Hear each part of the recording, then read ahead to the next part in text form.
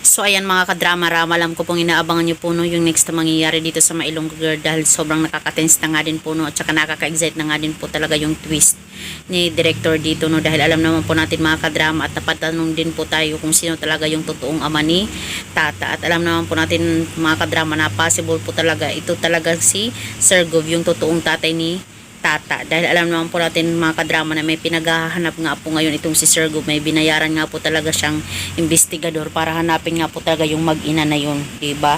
At malalaman niya na ito palang nanay ni Tata at saka itong si Tata ang kanyang hinahanap na naging karelasyon niya dati.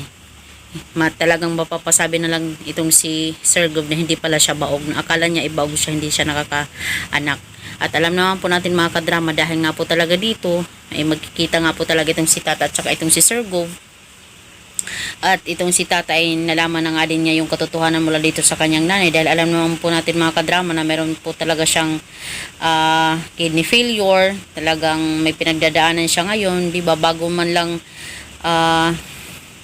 anong pwedeng mangyari sa nanay niya, sasabihin na po yun talaga kay Tata yung katotohanan para malaman na din talaga ni Tata, hindi maging makasarili itong nanay niya, kundi sabihin yung katotohanan about sa pagkatao ni Tata. At dahil nga po talaga dito ay itong si Tata at saka si Sir Gov ay magkikita nga po talaga sila at sasabihin ni Tata na totoo ba na ikaw ang tatay ko, Sir Gov? Yun ang sabi ni nanay.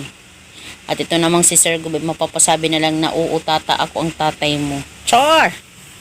Sana all mga kadrama no, ito yung twist ni director. Sobra namang nakaka-excite kung ganun. Kaya mga kadrama, abangan lang po natin yung scenario na mangyayari po talaga dito. Thank you so much for watching. Abangan lang po natin. Please like, share, and subscribe my channel mga kadrama. Thank you so much. Bye!